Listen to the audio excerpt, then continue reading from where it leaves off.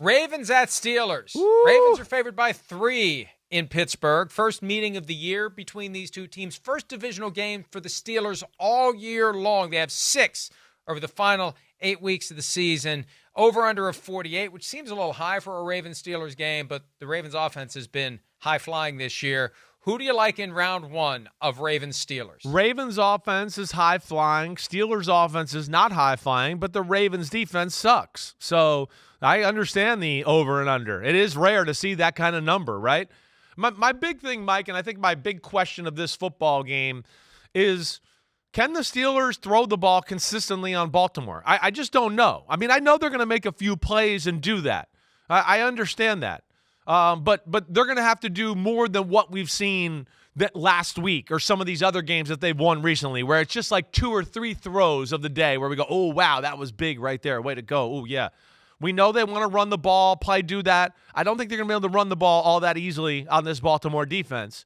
And so I do think it's going to have to be the pass game. And I just question whether the pass game has enough to keep pace with Baltimore and their offense and what they do. I know the Steelers, their history, they know how to defend Lamar. They know how to play the Ravens. But this is a different Ravens offense. This is the best Ravens offense ever under Lamar. I know his first year when he won the first MVP was really good, but that was more like a scheme and a system that was catching the league by surprise. This is like whatever they want to do, they can do on that side of the ball. I just don't know if I trust Pittsburgh's offense to continually make plays, and I feel like I know the Ravens will. I'm going to go Ravens, 28-24, winning this one. Wow. That's a high-scoring game. Yeah. That's the over. I had not thought of this until just now. Right. But Derrick Henry versus Pittsburgh. He has never gone off against Pittsburgh. Yeah. Which I'm glad, because it fits with the pick that I'm going to make. Because, oh, mama, I'm in fear for my life. This is Pittsburgh. This is afternoon game. Miles Simms and I think, were talking about this earlier. I think it was Miles. I think it was. It was. You're such a these days. You don't know who you're sleeping with anymore. Oh. Don't start, Sasquatch. It's your fault that I have to jump into bed with a different host every day. It's your fault. You left me. You made me this way. You had me at hello. So anyway, Derrick Henry has 32 yards, 75 yards, and 75 yards against the Steelers. I think that the Steelers will find a way. And here's the key. If this was a night game, I'd feel better about the Ravens, because there's something different about Lamar Jackson at night. It's just the way it is.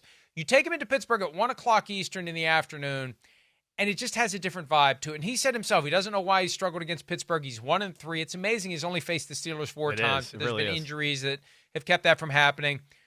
I like the Steelers. And I was on radio yesterday with 93.7 The Fan in Pittsburgh. I do a thing with them every Wednesday afternoon at 3:35 or thereabouts. And I said it feels like a Pittsburgh 16-13 game. But, the offenses are a little more goose than they've been in recent years. I'll go 22-19. 22-19 Steelers. Ravens favored by 3. 22-19 Steelers victory over the Baltimore Ravens. I took the Steelers as 3-point underdogs last week straight up, and I got lucky. I think I'll get lucky again with the Steelers that'd be big news. 22-19. Big news. I mean, like I've talked about, everybody's putting the Ravens in the Super Bowl. I mean, it's like if the Chiefs don't go, and I feel like even most people think the Ravens are better than the Chiefs too, even though the Chiefs are undefeated. They go to 7-4.